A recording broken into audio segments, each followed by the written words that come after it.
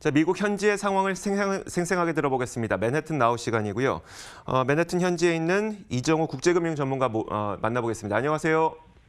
네, 안녕하세요. 이정우입니다. 네, 코로나 사태로 사실 우리 개인 투자자들은 주식시장 걱정하지만 좀 매크로 보시는 분들은 채권 시장을 훨씬 더 크게 우려하시던데 오늘은 채권 시장에 대한 이야기를 준비하셨다면서요? 네, 사실 증권 시장이 크게 두 가지로 나눠본다면 주식과 채권이죠. 네. 지금까지는 주식 얘기를 좀 많이 했는데 오늘은 채권 얘기를 좀 해보겠습니다. 즉 코로나19 사태가 크레딧 마켓에도 지금 많은 영향을 미치고 있는데요. 첫 번째로 지금 보시면 하이힐드 CDX 스프레드가 폭등하고 있습니다. 네. CDX라고 하는 거는 CDS는 다들 잘 아시죠? 크레딧 디폴트 스왑. 네. 이 크레딧 디폴트 스왑에 기초를 한 지수입니다. 그래서 기업들의 디폴트 확률이 올라갈수록 스프레드도 올라가는 구조를 가지고 있는데 네. 그림에서 보시다시피 지금 2013년 이래로 가장 높은 수준을 보이고 있습니다. 또 레버리지 론 프라이스도 폭락하고 있습니다. 레버리지 론이라는 건 뭐냐면 기업들이 자기 신용만으로 채권을 발행할 수 없을 때 기업들이 가지고 있는 자산을 담보로 해서 발행하는 론인데 따라서 이자율이 상대적으로 높지만 좀 위험한 그런 론입니다. 그게 지금 2008년 금융위기 이후로 엄청나게 발행 물량이 늘어났었는데 아울러서 프라이스도 엄청나게 높아졌었는데 네네. 최근에 다시 그것이 폭락하고 있습니다. 또 이제 하이힐드 본드의 스프레드도 역시 마찬가지로 지금 최근 폭등하고 있고 하이힐드뿐만 아니라 그 일반적인 투자 등급 채권들의 스프레드도 역시 마찬가지로 폭등하고 있습니다. 네. 그러니까 신용도에 관계없이 지금 채권들의 스프레드가 폭등해서 기업들의 자금 조달 압박이 상당히 심해지고 있는 상황입니다. 지금 연준에서 기업 어음 시장의 유동성을 투입하겠다라든지 아니면 긴급하게 금리를 1%에서 0%로 내렸던 거라든지 이런 것들이 채권 시장의 이런 위기 상황을 또 인지하고 그것을 금융 위기로 가는 것을 막기 위한 조치들 아니겠습니까? 이런 것들이 그럼 지금 아직은 효과를 발휘하고 있지 못하다고 월가 평가가 나오고 있나요?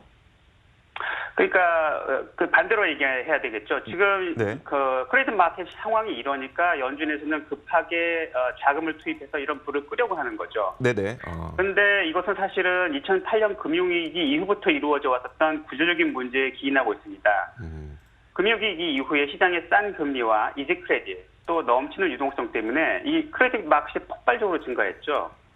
네. 또 고수익을 노리는 자금들이 점점 이와 같은 고위험 채권들이 몰리게 되면서 레버리지 론 같은 경우 현재 1.2조 달러, 우리 돈으로 약 1,200조 원 이상의 발행 물량을 지금 나타내고 있습니다. 네네. 그래서 이런 고위험 채권들의 가격이 폭락하거나 또는 디폴트가 이루어지면 이런 채권들을 보유하고 있는 펜션이나 보험사나 뮤추얼 펀드 등이 막대한 타격이 있게 되고 이것이 다시 금융시장에 반대로 영향을 미치는 그런 악순환을 가져오게 될 것입니다. 네네. 따라서 전 페드 의장인 자넷 옐런 같은 경우 엊그저께 그런 얘기를 했습니다.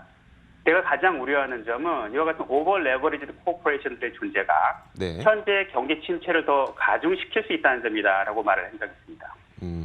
자, 그렇다면 현지에서는 좀 어떤 반응을 보이고 있어요? 만약에 구조적인 문제라고 한다면 이 구조를 이런 위기가 터지기 전에 이런 구조를 좀 개혁을 해야 되는 거잖아요. 어떤 식으로 해야 된다고 좀 이야기 혹은 조언이 나오고 있나요? 그렇습니다. 지금 이와 같이 풍선이 지금 부풀대로 부풀어져 올라온 이 크레딧 마켓에 네. 되도록이면 이거를 이제 기업들이 자구 노력을 해서 하이힐드 채권이나 이런 레버리지 론 같은 것들은 줄여나가야 되고요.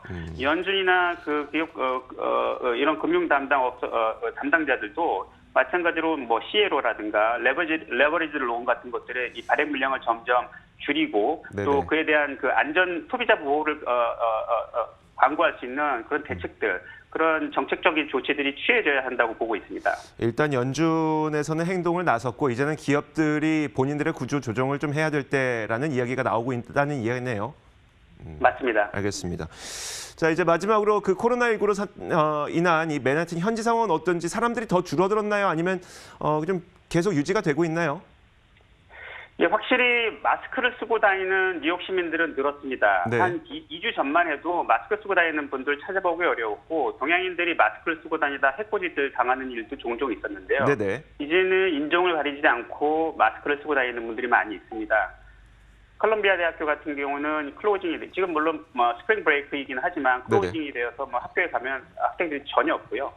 레스토랑이나 바 등 기타 중소상공업 하시는 분들이 손님이 없어지고 엄청나게 고통받고 있는 그런 상황입니다. 네. 한 가지 제가 좀 팁을 드리자면 이와 같이 좀 엄중한 시기이긴 하지만 메트로폴리탄 오페라가 지금 공연 자체는 클로징이 됐지만 과거 네. 공연들을 지금 온라인에서 무료로 스트리밍을 하고 있습니다. 아. 한국 시청자분들도 찾아서 보시면 좋을 거라고 생각합니다. 네, 저도 얼마 전에 보니까 그 베를린 필하모니 오케스트라도 이제 온라인으로 본인들의 연주를 감상할 수 있도록 또 해놨더라고요. 이런 것들 뭐 어려운 시기지만 좀 즐길 수 있는 것들 즐겼으면 좋겠습니다. 맨하튼 현지에서 이정우 국제금융 전문가와 함께 이야기 나눠봤습니다. 고맙습니다. 감사합니다. 자, 이렇게 굿모닝 530 글로벌 1부는 여기서 마치도록 하겠습니다. 10분 동안 광고 보시고 잠시 후에 2부에서 저희는 더 많은 투자 전략 들고 찾아오도록 하겠습니다. 잠시 후에 뵙겠습니다.